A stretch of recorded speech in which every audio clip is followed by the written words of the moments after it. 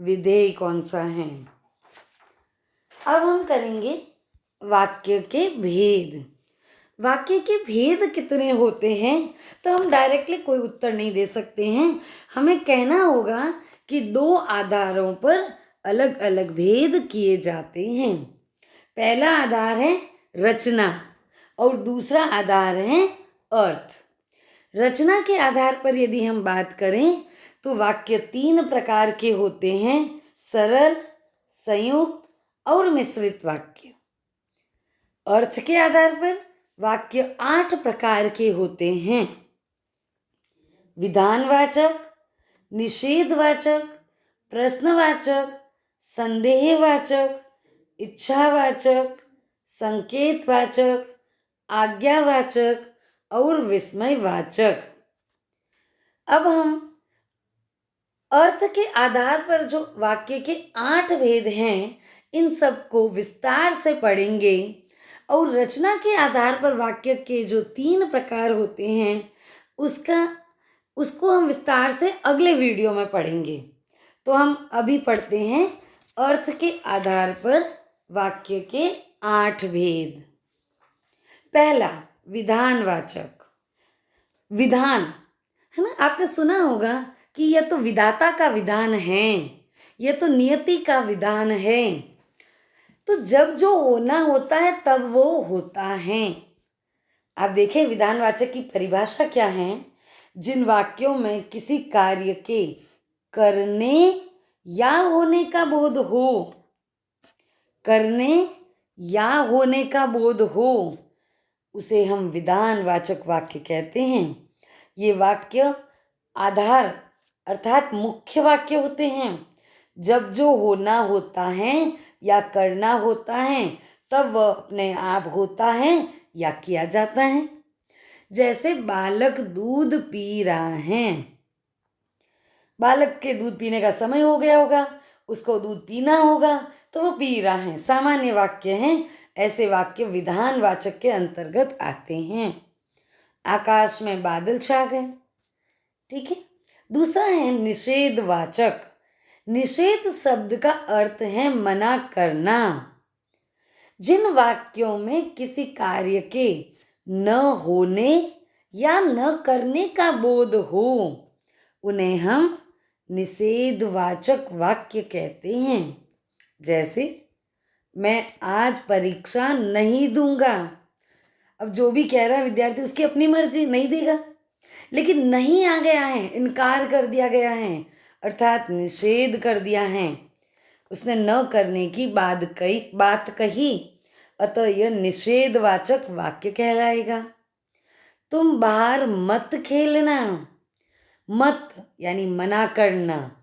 जब न करने की बात कही जाएगी तो वह निषेधवाचक वाक्य कहलाएगा। तीसरा है आज्ञावाचक।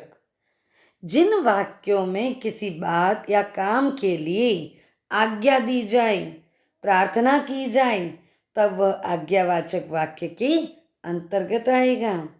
जैसे सत्य बोलो, सत्य बोलने की आज्ञा दी गई। गुरुजी का कहना मानो, समझाया गया कि गुरुजी की बात मानो, अतः ये वाक्य आज्ञावाचक कहलाएंगी। प्रश्नवाचक, बिल्कुल इसके नाम से स्पष्ट है। जिन वाक्यों में प्रश्न पूछने का बोध हो, कब, कहाँ, क्यों, कैसे, कितना, इस प्रकार के शब्दों का प्रयोग हो तो उन्हें हम प्रश्नवाचक वाक्य कहेंगे। प्रश्नसूचक शब्दों का प्रयोग होता है। जैसे क्या बालक खेल रहा है, तुम्हारा घर कहाँ है। इन दोनों ही वाक्यों में क्या और कहाँ के द्वारा प्रश्न पूछा गया है, अतः ये प्रश्नवाचक वाक्य के प्रश्नवाचक भेद के उदाहरण हैं। अगला देखें, 5वां भेद किया गया है इच्छावाचक। जिन वाक्यों में इच्छा, अभिलाषा का भाव हो, अर्थात ऐसे वाक्य जिनसे किसी के द्वारा इच्छा की गई हो, वो बोध हो, वो इच्छा करने का भाव झलकता हो।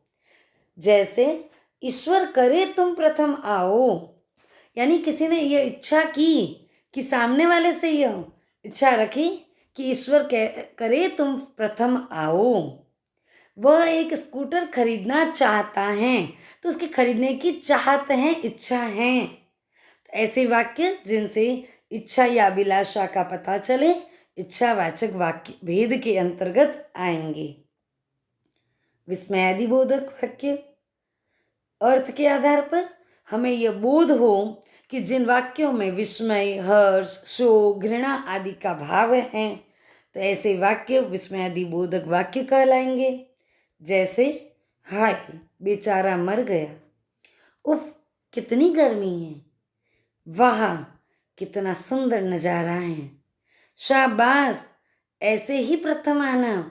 इस प्रकार हाय, उफ, वाह, शाबाश ऐसे शब्दों का प्रयोग हो और उन शब्दों के जस्ट बाद विस्मय सूचक शब्दों के पीछे विस्मय सूचक चिन्ह लगाया जाता है, उन्हें हम विस्मयादिबोधक वाक्य के अंतर्गत रखते हैं। संदेहवाचक, जिन वाक्यों में कार्य के करने या होने में संदेह का बोध हो, पता नहीं होगा या नहीं, ये भाव पता चले, तो उन्हें हम संदेह वाचक वाक्य कहेंगे। शायद पिताजी आए होंगे।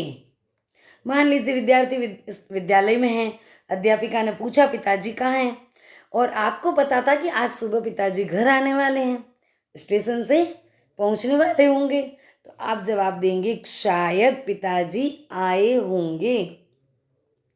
संभव है आज वर्षा हो सकता ना भी हो, लेकिन संभावना बनी हुई है। जहाँ संदेह प्रकट हो ऐसे वाक्य संदेहवाचक कहलाते हैं। अर्थ के आधार पर 8वां और अंतिम भेद किया गया है संकेतवाचक।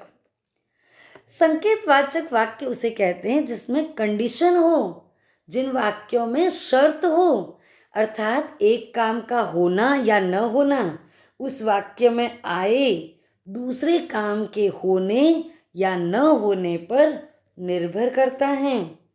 ऐसे वाक्यों को हम संकेतवाचक वाक्य कहते हैं।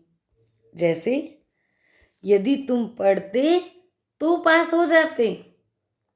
अब पास होने की बात निर्भर कर रही है किस पर? पढ़ने पर। पढ़ते तो पास होते हैं, अर्थात एक कंडीशन, एक शर्त अप्लाई की गई है, इसलिए ऐसे वाक्यों को हम संकेतवाचक कहते हैं। और ये तो आप सब पर लागू होता है, पढ़ते तो पास हो जाते। ठीक है। यदि वर्षा होती तो फसल अच्छी होती। वर्षा अच्छी होती तो फसल अच्छी होती, यानी फसल अच्छी होना वर्षा पर निर्भर करता है, अर्थात ये संकेतवाचक वाक्य हैं। जब मौसम खुलेगा तब धूप निकलेगी। इस प्रकार अर्थ के आधार पर वाक्य के 8 भेद किए गए हैं। वाक्य रूपांतरण ये हम नेक्स्ट वीडियो में जानेंगे। यदि आपको मेरा यह वीडियो पसंद आया हो तो लाइक करें, शेयर करें, सब्सक्राइब करें। धन्यवाद।